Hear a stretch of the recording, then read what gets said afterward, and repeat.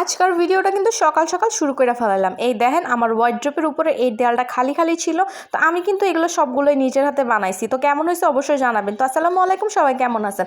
আর তো তারপরে চিন্তা করলাম যে সুন্দর করে চারটা বানাইছি, বানানোর পরে এটা দিয়ে কিন্তু সুন্দর মতো দেয়ালে লাগাই দিই। তো অনেকটাই দেখছি এটা কিনা অনেক সুন্দর করে লাগাইছি, তো আমি না কিনা আমি কিন্তু বানাইছি, যে আমি যেহেতু বানাইতে পারি। তো কেমন হয়েছে অবশ্যই কিন্তু আপনারা জানাইবেন। তো ওয়ার্ড্রোপের উপরে কিন্তু সুন্দর করে গুছায় রাখলে কিন্তু ভালোই লাগে, তাই না? আর এই বেতের জিনিসগুলো যে এত ভালো লাগে, চিন্তা করছি এটার একটা পুরো একটা ভিডিও করবো, আরও অনেকগুলো কালেকশন কিনা।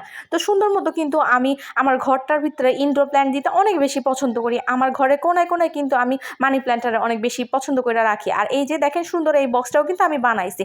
তো পুরো লুকটা কেমন হয়েছে অনেক জানাইবেন, কিন্তু আমার কাছে কিন্তু অনেক বেশি ভালো লাগছে। কারণ ঘর সুন্দর থাকলে কিন্তু সত্যি সত্যিই অনেক ভালো লাগে, মনটাও ভালো লাগে। এরপরে যে মজার জিনিস দেখবেন, বারান্দা যায় দিই আমার গাছটার ভিতরে মিষ্টি কুমড়ার ফুল ফুটতে আছে।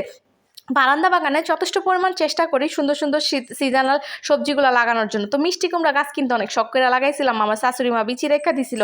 এরপরে দেখছিলাম যে কলি আইছে কিন্তু ফুটছে, যে এটা দেখে এত ভালো লাগতেছিল, মাশাল্লাহ দিলে অনেক বড় একটা ফুল ফুটছে আর অনেকগুলা কিন্তু কলি আসছে। দোয়া করেন যাতে ফল হয়, একটা হলো যেন মিষ্টি কুমড়া খাইতে পারি, আর না খাইতে পেলেও সমস্যা নেই, ফুলগুলোও কিন্তু খাইতে পারবো। আর এই যে এই বেগুন দুইটা দেখতেছেন না, মাশাল্লাহ দিলে এই বেগুন দুইটারে কিন্তু আজকে আপনাগুলোকে শেয়ার করবো নেক্সট ব্লগে, যে এই বেগুন দুইটা দিয়ে কি করতেছি। আজকে এই বেগুন দুইটা কাইটালামো, কাটার পরে কিন্তু আমি আপনাকে অবশ্যই ভিডিও দেখাবো। তো আপনারা কি ভাবছেন শুধু ঘর গুছানোর মধ্যে ব্যস্ত আছি আর বারান্দা বাগান নিয়ে ব্যস্ত? না রে বোন, সব কিছুর পাশাপাশি কিন্তু আমি রান্ধন বাড়নটাও একটু করবার চেষ্টা করি। কারণ এখন যেহেতু আমার যারা ভিডিও দেখেন তারা কিন্তু জানেন যে এখন কিন্তু আমার শাশুড়ি মা সময় পায় না দেখে কিন্তু এখন আমি যথেষ্ট পরিমাণ যতটুকু পারি ততটুকু রান্নাবান্না চেষ্টা করি আমার মাইয়া ঘুমাইতে থাকতে থাকতে। কিন্তু আমার মাইয়া কিন্তু এখন জাগনা ছিল, ওরা কিন্তু সেট আপ করে দিয়ে খেলনা টেলনা দিয়ে আমি রান্না টান্না করতেছি। এর ভিতরেও কিন্তু আমি কত সুন্দর করে ভিডিও করে লাইতেছি। আপনারা কি ভাবতেছেন যাগো পোলা মাইয়া আছে তাকে ঘরের মধ্যে ভিডিও করা অনেক সহজ? না রে বোন, অনেক সহজ না, অনেক কষ্ট করেই কিন্তু ভিডিওগুলো করতে হয়। তারপরেও যদি ভিউ না হয় তখন কিন্তু অনেক বেশি খারাপ লাগে। তো যাই হোক, শীত মানে কিন্তু শীতের সবজি কি কোন, শীতের মধ্যে যত বেশি সবজি কিন্তু যারা খাইতে চান খায় নিতে পারেন। এই যে কয়দিন পরে শীত চলে গেলে কিন্তু এই মজার মজার সবজিগুলো কিন্তু পাইবেন না। তো যাই হোক, সবজি কিন্তু আমার মায়েরা অনেক বেশি পছন্দ করে মটরশুঁটিটা। তো এই জন্য কিন্তু আমি সবজির ভিতরে অর্জনই করি, কারণ ওর জন্য কিন্তু এখন আর আলাদা আমার রান্না বান্না হয় না।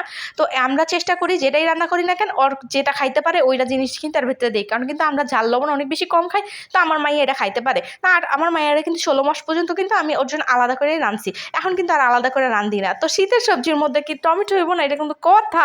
তো সুন্দর মতো কিন্তু ইচ্ছা মতো টমেটো আর ধইনা পাতা দিলে সবজির মধ্যে স্বাদই কিন্তু একটা ভিন্ন রকম আয়া পড়ে।